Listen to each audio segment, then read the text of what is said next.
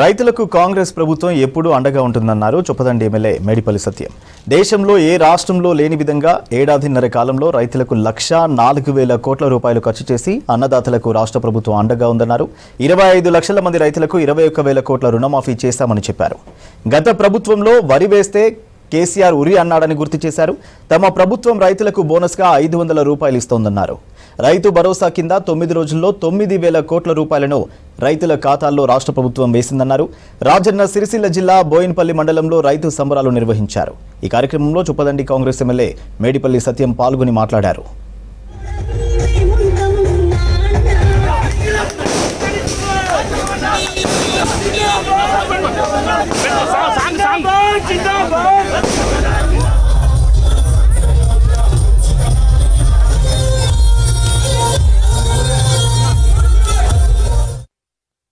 భారతదేశ చరిత్రలో ఏ రాష్ట్ర ప్రభుత్వం చేయని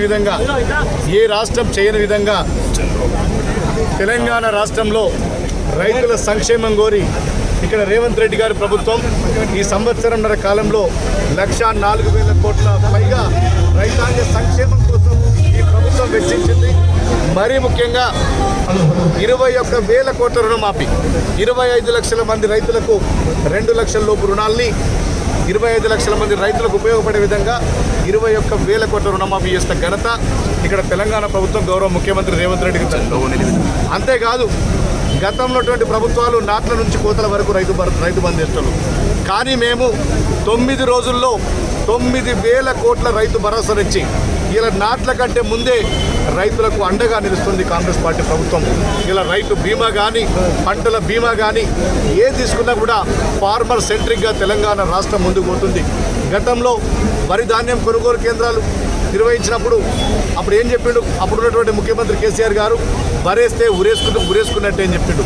ఇలా రైతులకు, వరి పండించే రైతులకు ప్రోత్సాహకరంగా ఉండాలని చెప్పి 500 రూపాయల బోనస్ ఇచ్చి రైతాంగానికి అండగా నిలుస్తుంది కాంగ్రెస్ పార్టీ ప్రభుత్వం.